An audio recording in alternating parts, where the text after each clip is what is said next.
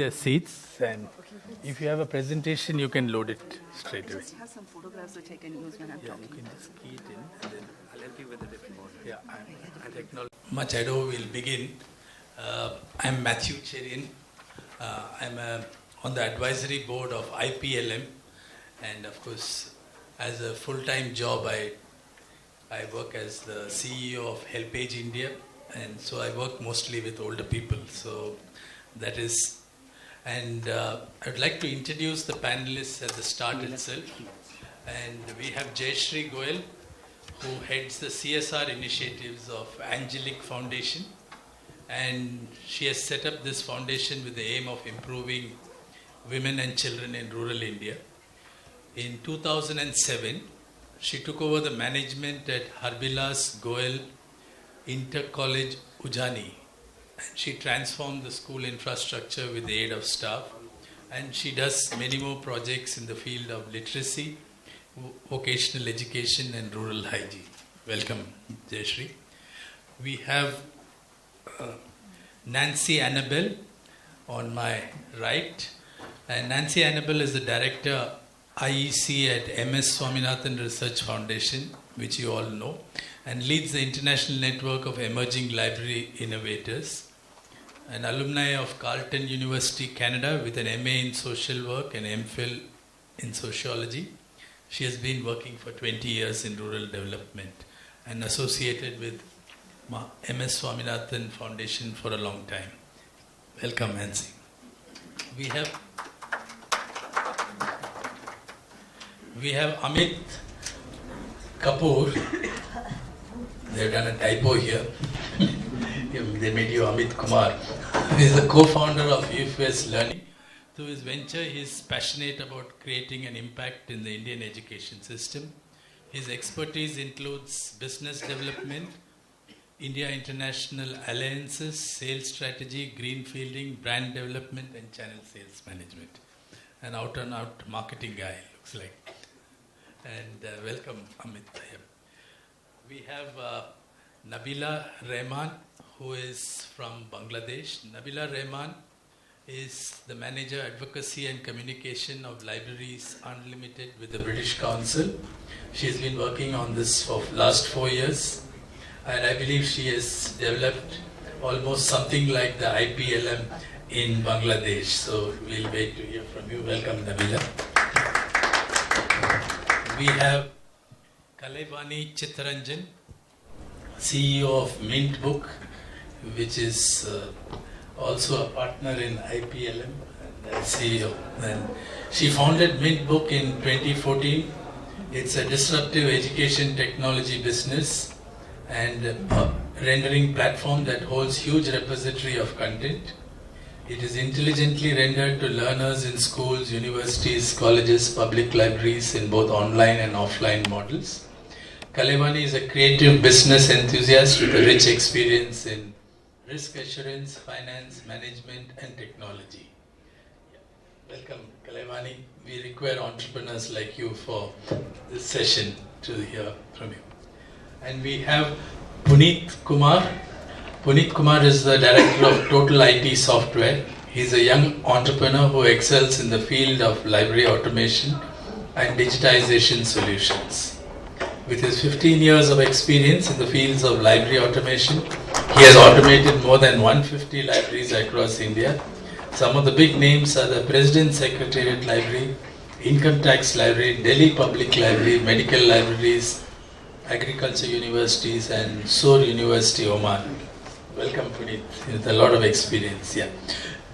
In this session, we are going to look at multi-stakeholder involvement and partnerships, because we have been talking at IPLM, how do we involve more people than just involving only the libraries. Maybe we should go out, and of course, as I have been always telling, I work with the elderly. Many elderly want to use the libraries, but there is no involvement of the libraries with the elderly.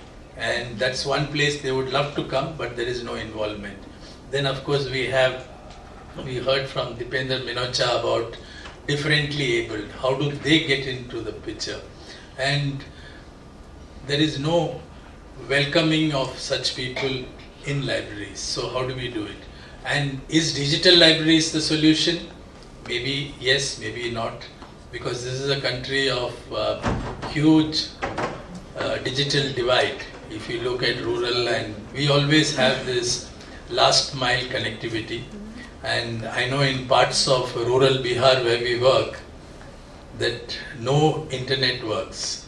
So, and it's almost like what MTNL used to be called in the old days as "Meri telephone nahi lagega."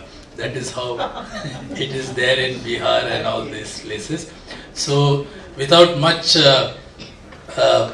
of waiting, we have had a longish session of lunch. So we are actually running late. So we will start with Jayashree, and each of the speakers will speak for 5 minutes. And I think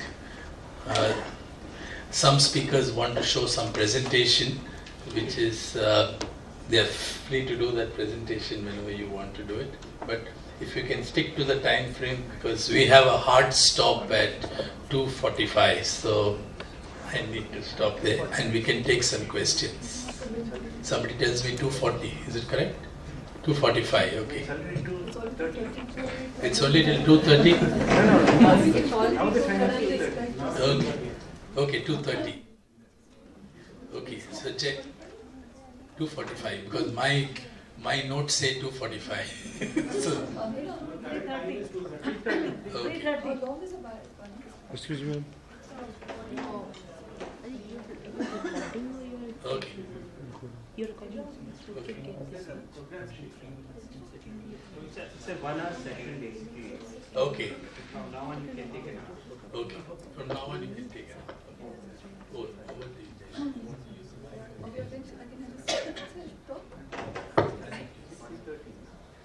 Good afternoon, everyone. I'm Jayashree Goyal, and I represent Angelique Foundation. Angelique Foundation is a CSR fund of Angelique International. We have a lot of CSR initiatives within the foundation. One of our main ones are setting up libraries in rural and now also in the cities. Now, why did we take this up as a CSR initiative, and why are we working so hard to build libraries, mainly primary libraries, is that during my reign as a social worker, when I went to all the different schools in rural areas, in B and C grade towns, I saw that the libraries were basically either non-existent, no school had a library, or I saw that the library was in a glass cupboard, locked, and the books inside that had yellow pages, they had dust on it, and in front of it was a desk where the students were sitting. Sometimes I even walked into a library room, which they called a library room. They actually unlocked it for me. They cleared the dust. They opened a steel almirah. And when they opened the steel almirah, there were brand new books inside. And all those books were not for the literacy level for the kids who were studying there. Or if they were for the literacy level of the kids studying there, they were completely unused. And when I asked them that why aren't these books used, they said, if these books get torn or they get lost, then we have to pay from our salary to replace these books. So this was really, it was something that, and then if I asked them that, when do you plan to, in your budget of your school, when do you plan to set up a library, then it would be the last line library budget. So there was such a long list of things that the school needed, that the library budget was really the last, and it would never happen. And that was one thing that I really felt that the kids were completely deprived of. When I went through the textbooks, they were black and white, sometimes the print was a little blur, and that's what the life of a kid was. He came to school, he saw a black and white blackboard, he saw black and white books, he saw his copy that was black and white, and that was all it was, textbook to the blackboard to his copy, his notebook. And we really felt that we needed to bring color into the kids' lives. A little bit of laughter, a little bit of imagination, a little bit of joy. They come from such trying backgrounds that we wanted to add a space in their life that was theirs. So we decided to make a library that was happy, it was functional, it was comfortable, it was where books were displayed in open shelves. The kids could walk into the library and go to an open shelf, pick up a book, that was exactly to the literacy level. The books were more pictorial. We made sure we picked up books that had a lot of illustrations. So here I'm talking about primary libraries. We picked up books that had a lot of illustrations in them, and we just made the library very attractive, and we made it mandatory for the school to include a library.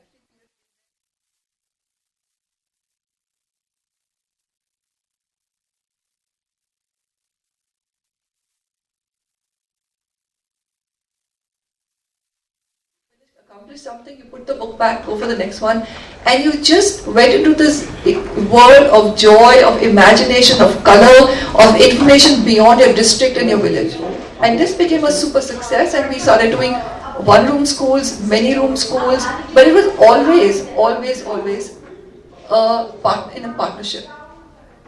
So the school gave us a room.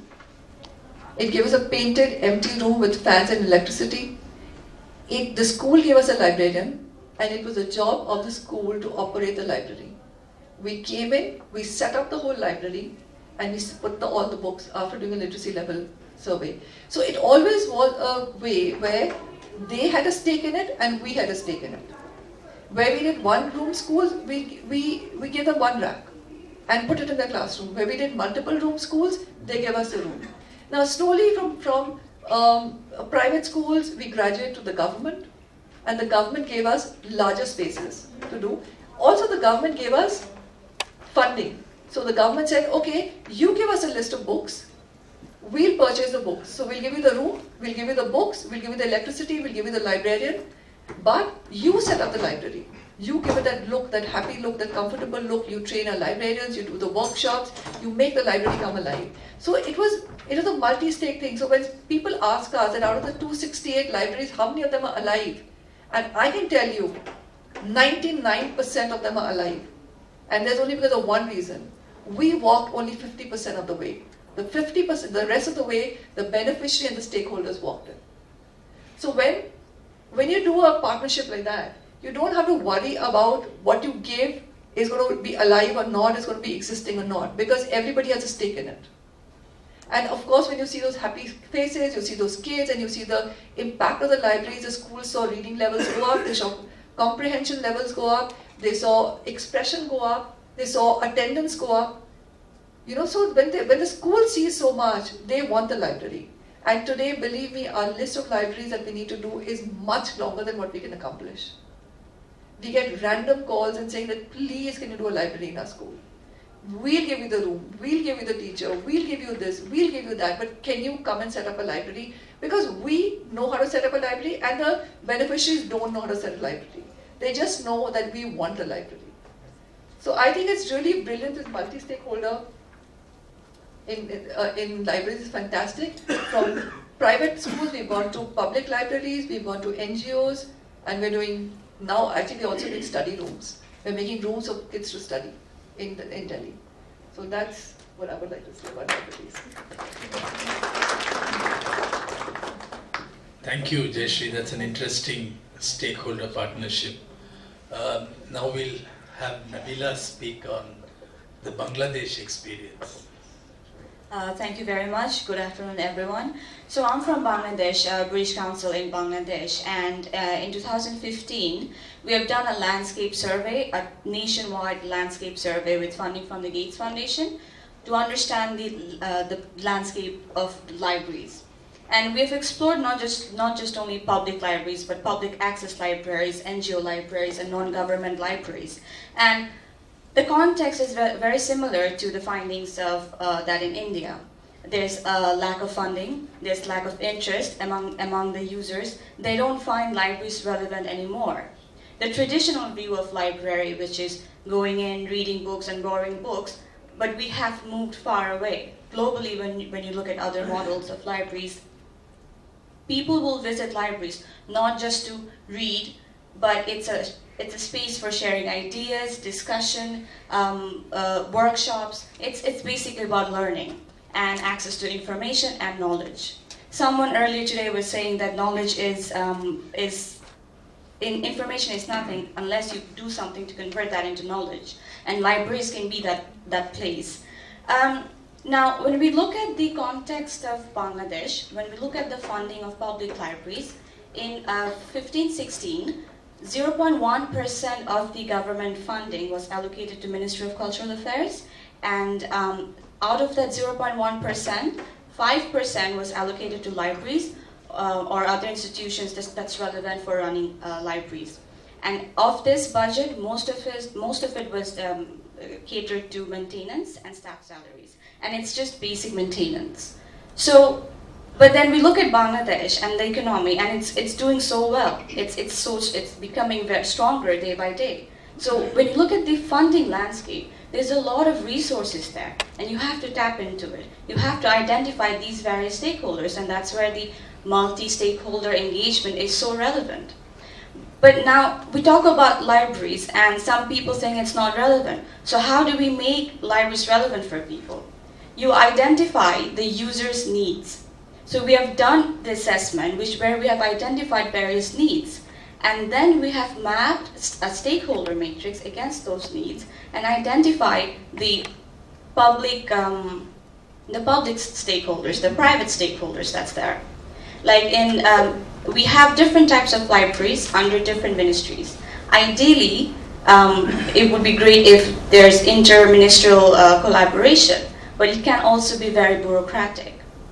So thereby, let's say you want health information at a public platform, public libraries platform, you can engage a health company, an IT-based health company, a private company, and have partnerships with them and bring them onto the public library platform.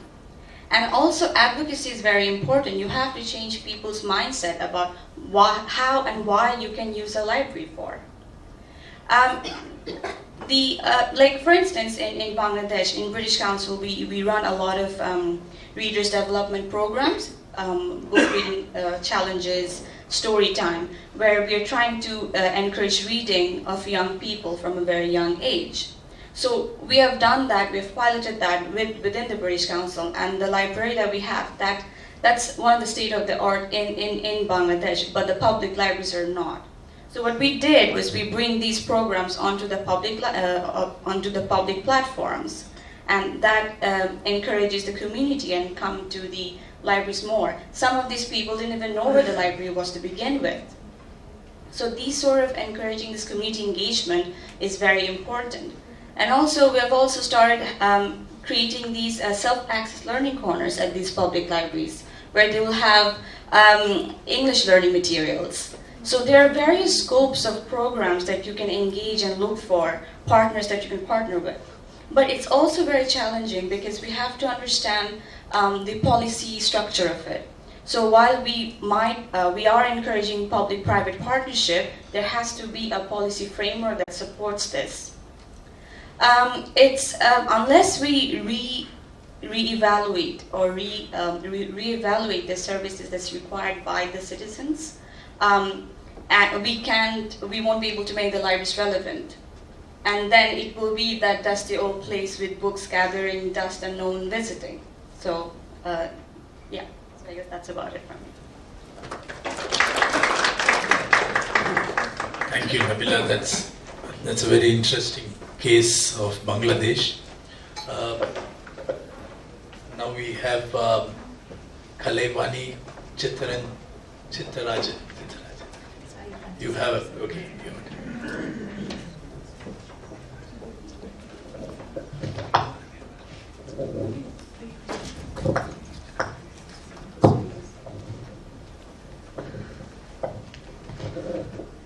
Hi, good evening, everyone. So the agenda for the IPLM, this conference, is reaching the unreached, and probably that topic itself is built on 3 pillars. That is progressing from urban to rural, intelligently integrating the technology to make the libraries as knowledge centers, and working on a PPP model like stakeholders. How do we build a better community of libraries with the stakeholders? So taking that as a base, so sitting in Silicon Valley, we thought that we can build an online digital platform which can address across the 150,000 public libraries in the country. We started aggregating the content because we are of 24 official languages here. So we started aggregating the content from different publishers, and when it spoke to the government of Karnataka, that we wanted to implement a digital library online with Kannada-based content for academic, competitive exams, skill development, personality growth. So we did get some recognition from the government, and they gave us a project to implement digital library in 1,000 Gram Panchayat public libraries. That was a fantastic thing for us. We did that job, and we faced the reality when we trained the public librarians. So there is no real digital India. There is no digital infrastructure in the public libraries. A project was done and completed, but where is the impact?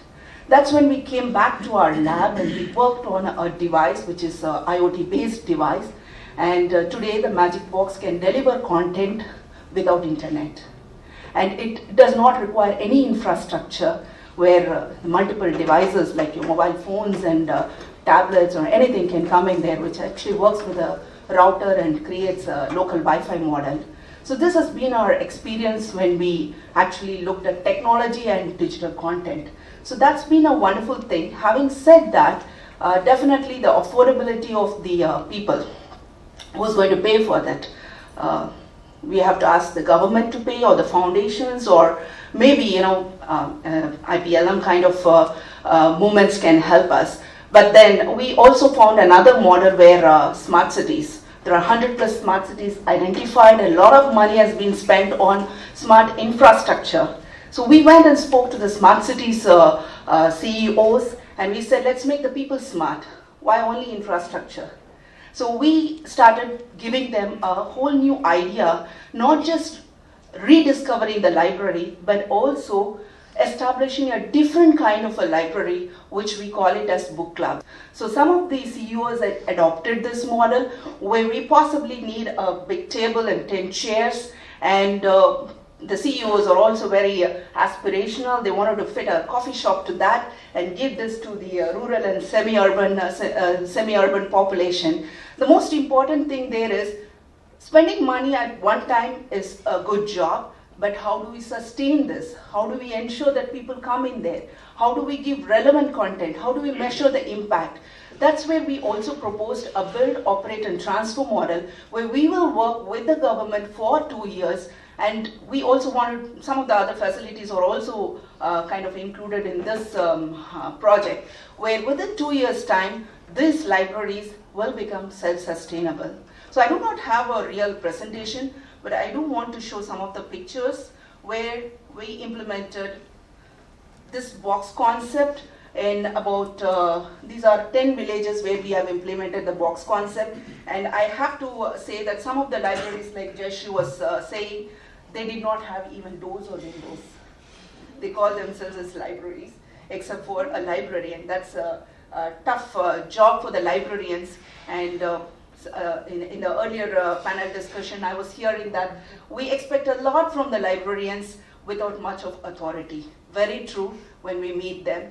We definitely, with the bureaucratic system, we cannot expect all the authority to go to the, the librarians, but definitely there has to be some kind of a technology solution which can work intelligently and which the librarians can facilitate rather than taking the entire responsibility on their head.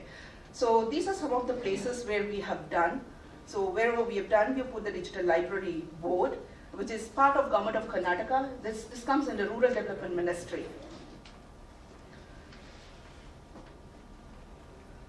So you can see the tablets. We've actually provided the Mint box, which has a digital content rendering solution. The technology, when I speak, it comes out simple, but it is not so simple because it runs on an encryption model with a DRM. It's like a Kindle kind of a technology solution, which is built by, built for the country, and we have brought all the local publishers. So Kindle can offer international publications, and even universities have journals and white papers, but not the books or not the audio visuals which actually the rural public would require. This is something which we have done, put the content there, and allows our reader. We don't have to download any application. We also provide some 5 tablets in case the kids or the population do not have any device to connect. They can just walk in, take a tab and access it. We also provide some kind of newspapers and magazines which we have tied up locally. So all of these are in Karnataka. Some of the places we do see a lot of books, but only thing is how relevant it is. In a library requires every year investment, new editions. That's how it could be helpful for these students who are preparing for examinations. The good thing here is we've also put competitive exam preparations, which is very, very relevant for the community there. Some of the buildings are really good. Some of it is under construction.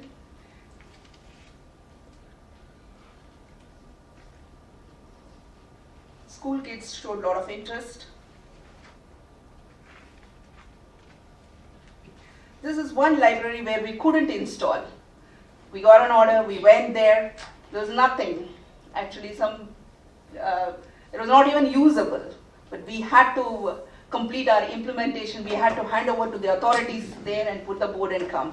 So this is the state of few libraries.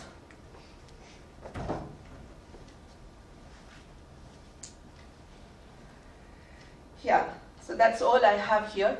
And yeah, in terms of stakeholders, yes, we do work with the government mainly. We look for foundations. We look for many stakeholders who are working with the physical formats where we can also bring in minimal and niche technology which cannot require a lot of investment to establish those kind of libraries. Yeah, thank you. So we will have a demo of this box tomorrow in the workshop. Sashmita will be doing it. So anybody who is interested can attend the workshop, which will, your devices can connect to our box. Thank you. In source, or is it? Oh, sir, it is all paid publishers, Okay. which is like the CBSE, ICSE, State Board, all state boards. Right. Rajasthan State Board or Delhi State Board. Okay. Thank you. Of course, you will be able to ask questions after all the speakers have spoken. So if you have questions, just note it down and keep it so that we'll have a specific time to ask questions. Now we have Nancy, Annabelle. You're also making a presentation? Yeah. Okay. I didn't know that we can speak and No, you're free to do whatever you want. good evening everybody, and of course I'm going to echo what the previous speakers have already made.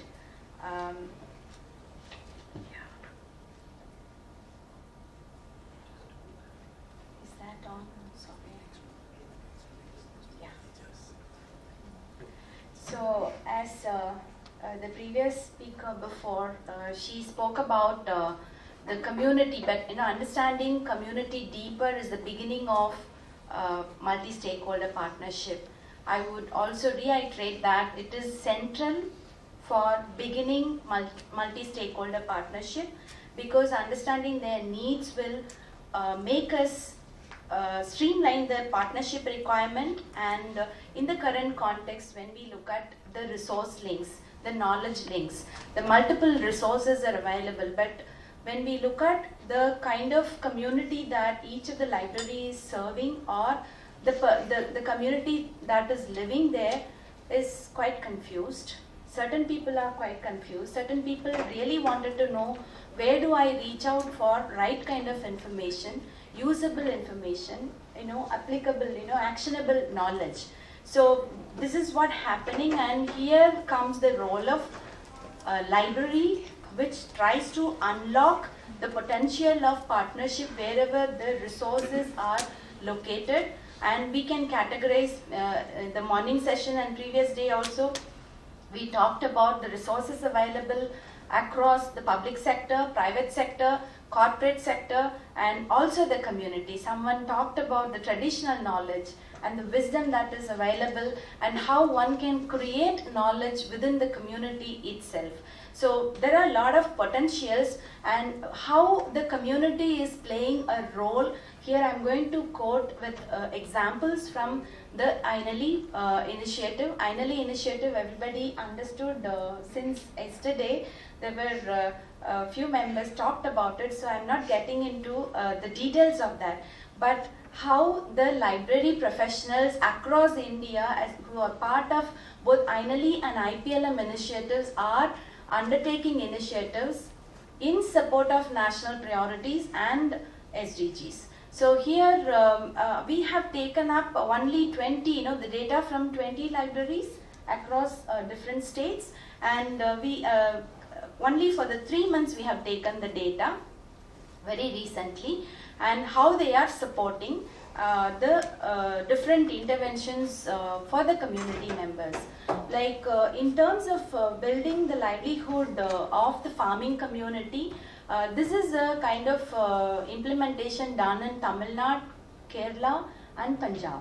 And here the kind of involvement they brought in with INGO, which is CABI International, who has brought the kind of plant clinic model to India, and also with Agriculture Department and University, the Krishi Vigyan Kendra. In all locations they have done it. In Punjab they have conducted a literacy program for the farming community, where the kind of burning of stubbles, the straw on the ground is actually causing a lot of disturbances. It creates a lot of environmental hazards, and even health hazards are there because of that. So they try to interface with concerned department and then brought the farmers together and oriented them about the ill effects of that and what is the kind of intervention need to be done, how it is killing the friendly insects and harming the agricultural practices.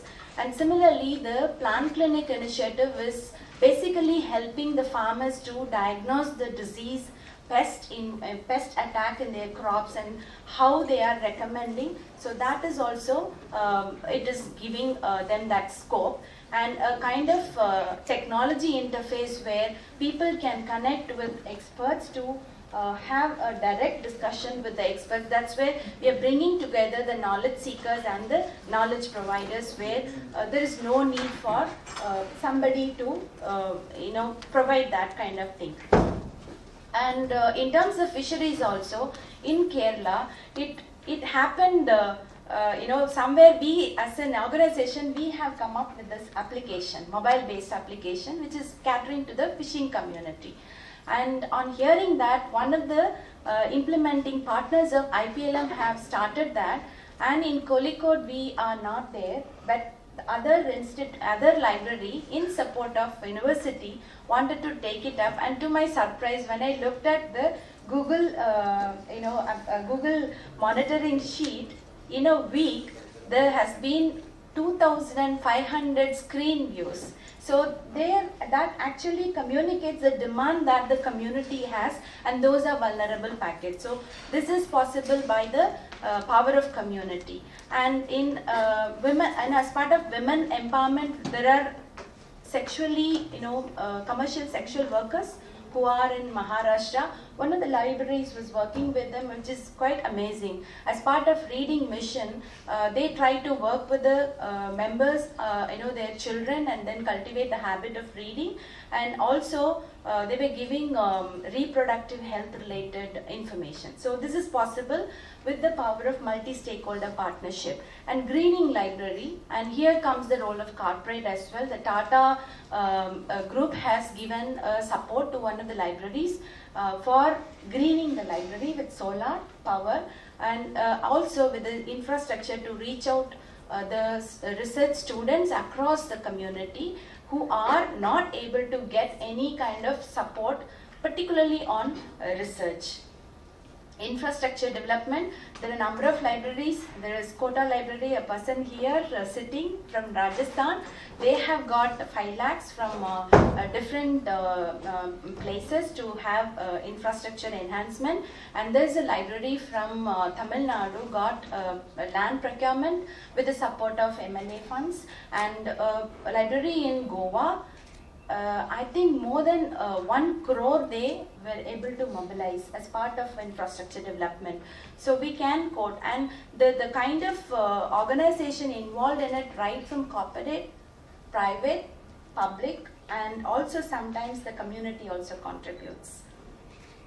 And impact, when we look at the overall kind of outcome. I won't say that impact because it is still to mature to that level. Maybe in future course we can authoritatively state that yes, it has a direct contribution or attribution to this kind of impact. But then to give an overview within that 3 months period, how the interventions are actually kindling the librarians to contribute with need-based information to the community by having 9 libraries contributing directly to the health-related interventions and 18 libraries in support of sustainable, cities and for the goal number 11, and for quality education it is contributing, 21 libraries are contributing, and for gender equality we come to know that it was not there before.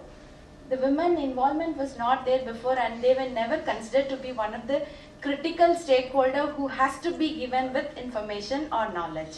So that's wonderful to know. And clean drinking water and life on earth, mostly on the environmental aspect, where 6 libraries have contributed to it. So it's a kind of summary I have given, but there are out of 46, we have taken only 26 as a sample and took only 3 months data to substantiate with whatever the national priorities and the sustainable development goals are. And there are quite a number of success stories we harvested within this short span. It was possible due to the power of INALI and IPLM partnership, along with multi-stakeholder interventions and the 46 librarians across 24 states. Thank you.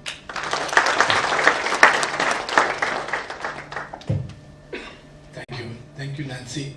It's a wonderful example of partnership. And I have some questions, but I'll reserve it for later. Now we have Amit Kapoor from UPS. I think you also want to make a presentation. Yeah, take 2 minutes. Okay. Yeah. No, take 5 minutes. Don't. Take your time. Yeah. Good afternoon, everyone. I think it's always good if you are coming at the last, because everyone has covered all the major points. But there are 2-3 things that I wanted to highlight, and that is, again and again we keep on talking about a digital divide. We talk about libraries where there are books which are kept in lock and key because of they are so expensive. One thing which we constantly forget is that today's kids are born digital. So for them, any device today, they take it like fish to water. And that is one thing that we should look at. I'll take a couple of slides.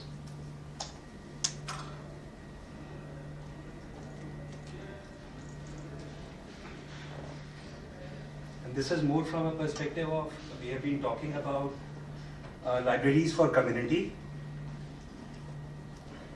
We partnered with World Book, which is a Berkshire Hathaway company. We got these resources to India so that we can take it to masses. And when I'm saying take them to masses, is from a perspective we can partner with libraries, provide access to these resources in digital form so that they can be accessible to anyone who is coming in the library. That is one. And second, even at their home. So we are working with libraries, how we can provide access for students, people who are coming, and these are age-appropriate solutions, right from children to young adults to lifelong learners. More than that, if you look at 3 different buckets that we have divided these stakeholders, that is early learners, we are bringing print books and e-books. So there are libraries where there is a challenge of infrastructure which we have been talking about. How can print books make a difference over there? Make them accessible by reprinting them in India on a cost-friendly manner rather than printing them on a very expensive or importing them from outside. We are creating a reading wall, which is a reading wall for storybooks. Kids can come over there, use a digital pen, and the entire book will be read aloud to the kid. Creating a corner in a library so that kids, families can come over there, rather than only one set of people which come. For young learners, we are bringing coding program, again self-based. And this is in specific areas, not at all areas it will work, we know. But the idea is how can we democratize or how can we take these solutions to masses rather than at very select few places. All our distinguished panelists have been talking about the challenges or what they have seen. And while everyone was talking, I could see opportunities how we can collaborate together and add, whether it is Mintbox, whether it is Angelique Foundation, whether it is how can we create something, and that's the true spirit we are talking about, the multidisciplinary and multi-stakeholders which can come in together and create a difference. British Council. So idea is how can we share best practices and look at how we can collaborate and create a bigger impact. Short. Thank you. That was quite short and impactful. Yeah. Okay. Now we have the last speaker, Mr. Puneet Kumar. I think Puneet is also making a presentation. If I'm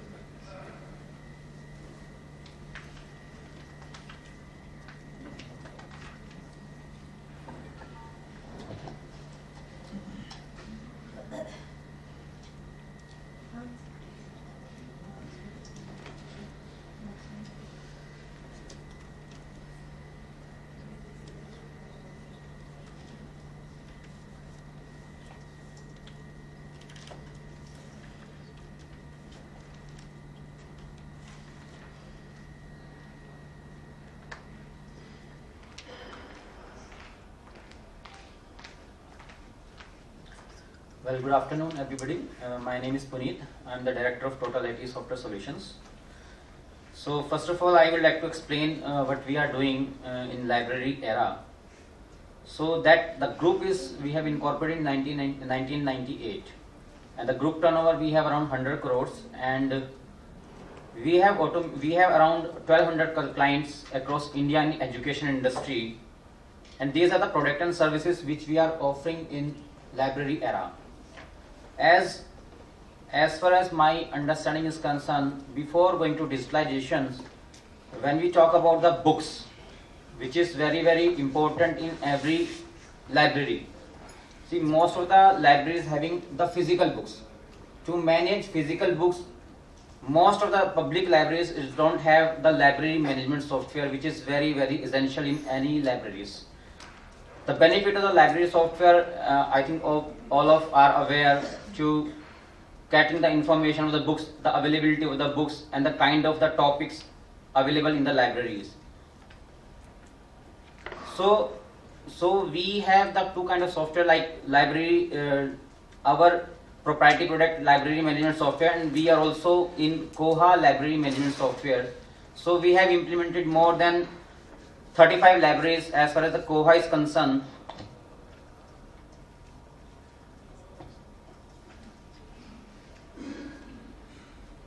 So these are the small partial clients which we have implemented Koha. Even IIM Jammu, FICCI Delhi and Sher Kashmir universities, because without library management software, any users or any public users also cannot feel which book is available in the library.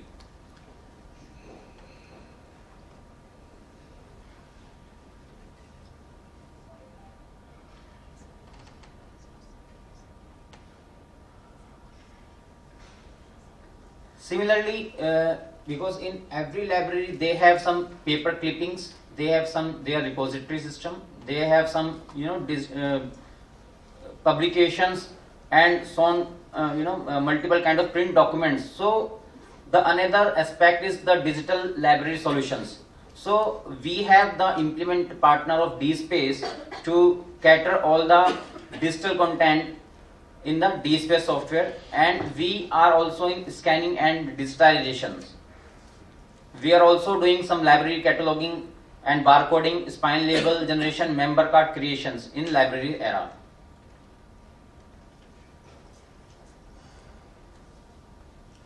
So these are some of our partial customers: IITs Roorkee, IIMs, CSIR, DRDO labs, ICAR, large medical research institutions, and we did automate the Delhi Public Library also. So we have automated there around 35 data entries in entire area.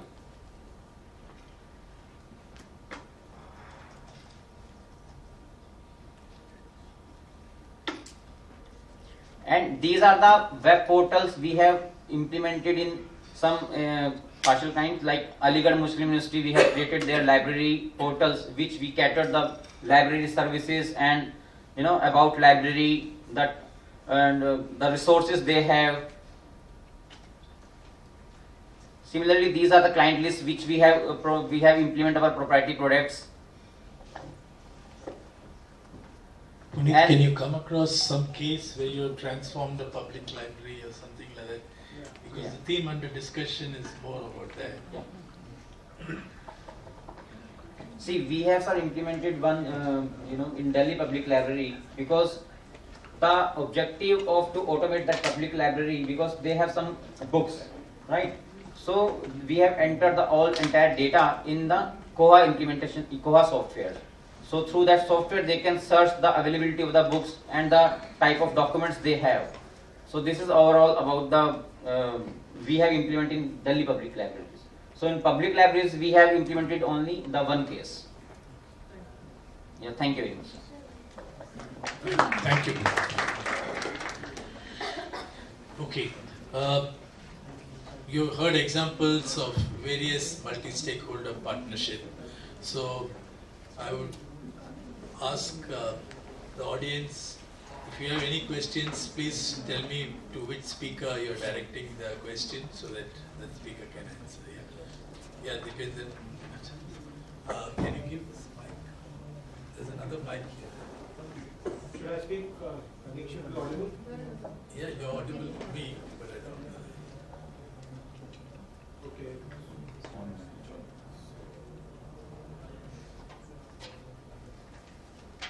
Hello. Hello. Hello. Maybe you can give this, take this mic.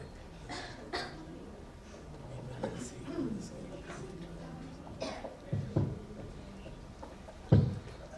In fact, the presentations were absolutely very, very exciting for us, and a lot of possibilities that we see. In fact, all the content that has been spoken about, my mouth started watering a lot actually, because we are starved for content. I hope that we can at least check and see whether the content from the organizations like the company Mint Books. We may be reinventing the wheel all over again. I mean, if we could sort of see whether you see us as a customers or not, and if not, then whether you would be happy to share that content with us. I mean, first preference would be that you see us as your customers, and you make your content accessible so that we can use it as your customers. But if not, then how can we collaborate to bring that content on our platform, where we will share it with people who cannot read normal print? Because we are doing all those things that you've already got. We are spending lakhs and lakhs of rupees just to re-digitize everything that you already have. And same way, the outreach, I think, from Angelic Foundation, the infrastructure that you are creating, you are helping to build. Those are the schools where Sarv Shiksha Abhiyan are putting in kids with blindness also. And how can we sort of collaborate with you to see how we can reach out to those kids who are again starved of books, that they're going through a book famine. So how we can end that book famine with you.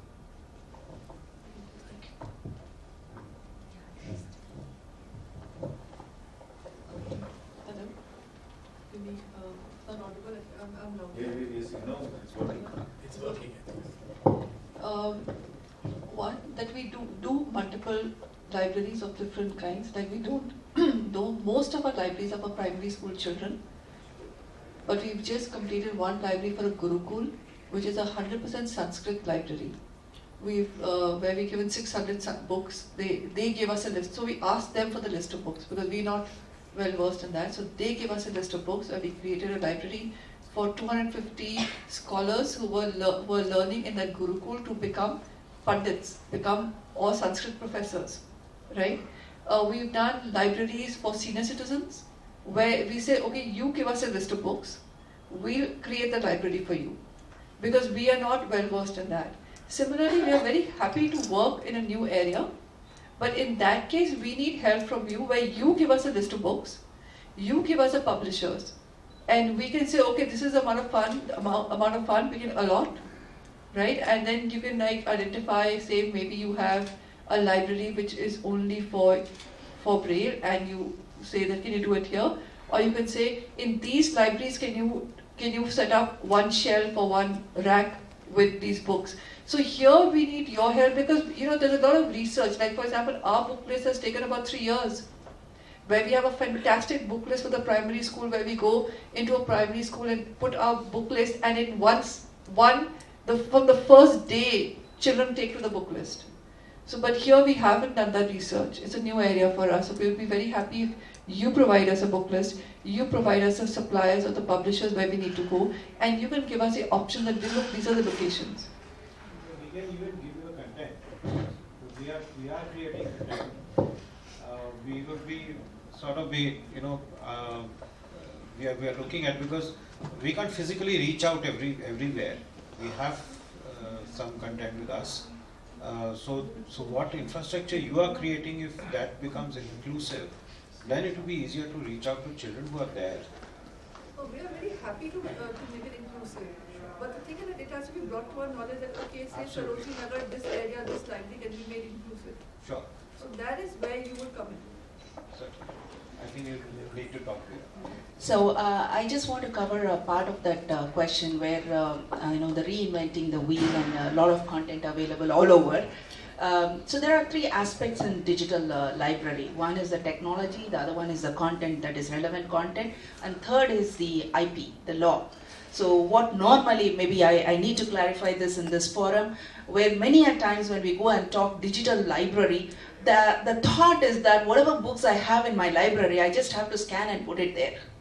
So that is definitely not possible. Somebody owns a copyright of those books, and if you really want them in digital format, you need to talk to them. You need to talk to the publisher. I want the digital content, and they are not going to give it easily, because you need to build a technology platform which runs on DRM. DRM is encrypting technology, and you need to build a reader which is decrypted technology. Like my Kindle, when we read, we wow the user experience. But what's happening behind that, it has a decryption tool which decrypts the content. So every time we tie up the publisher, S. Chand or PHI, whatever you name the publisher, when we talk to them, we need to put our solution for a test. They do an audit of security, because that's the only asset they have. So that undergoes the process, and we build this on that platform. So definitely we can work, and most of the content, we name many libraries, National Digital Library or many national level libraries. Most of it is our open source content. It's either from the premier institutions or from the open source curated. Hardly anybody who has really partnered with the publisher and brought those content, which whether you name the throughout the age groups, different age groups, university, colleges, employees, everybody needs. That's a book they read. They want to see it in their digital format. That's what we do. Definitely, we can talk to you offline, sir. Any other questions?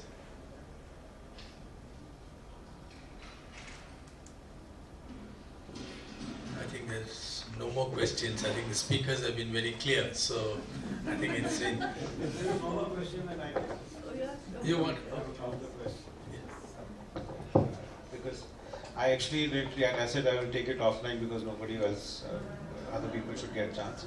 But I mean, what you just said is make complete sense to us. We are actually working with publishers. We do honor the copyright a lot when we digitize, and we are actually having a copyright exceptions for persons with print disabilities.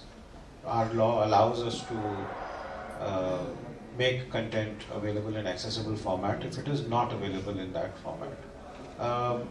And the DRM actually, it is possible to provide. I mean, as I said, the first preference for us primarily is that your own system becomes accessible. For example, I didn't name the company that time when I was making a presentation in the last session, where the US universities had cancelled the order. It was actually of the Amazon Kindle itself.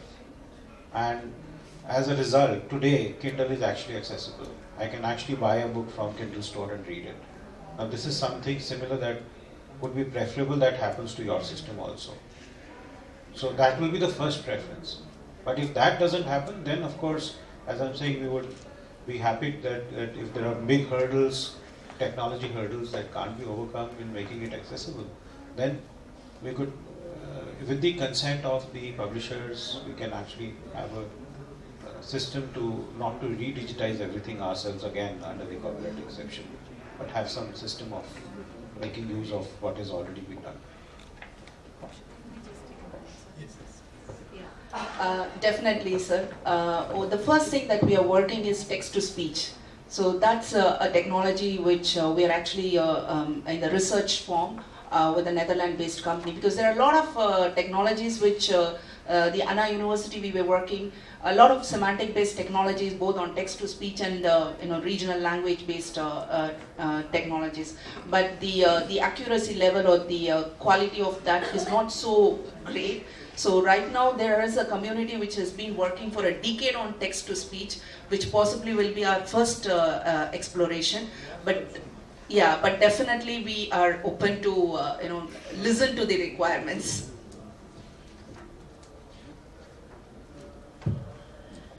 So to sum up, I would like to say, whether it was Nabila's experience or Kalevani's experience, there was a distinct emphasis on trying to look at the user needs and try to analyze the stakeholders. And of course, Jayashree also did that experience, but she did it by going from place to place and analyzing it on site itself, the experience. So in all these examples, we find a genuine involvement of the stakeholders into the, and if you look at it, all players try to involve the government in some way, because in all these countries, whether it's Bangladesh, India or South Asia, the government is a big player, and unless you can link up with the government and bring them onto your side. Of course, you have examples where I saw one library which Kalevani showed, the infrastructure was hopeless. You just had to put a board and say, this is a library. So that is hardly the thing. Of course, Jayarajan, the chairman of IPLM, is smiling because, of course, he worked with the British Council, which had the most fanciest library in town. So, but of course, there are many rural places where they don't even have a table or a chair, kind of thing. And so I think librarians work under these difficult constraints.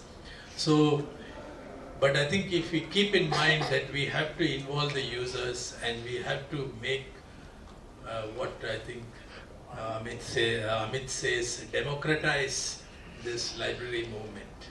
So how can we bring the users as part of the democracy so that they have, it is by the people and of the people rather than for the people. So we have to bring in this concept.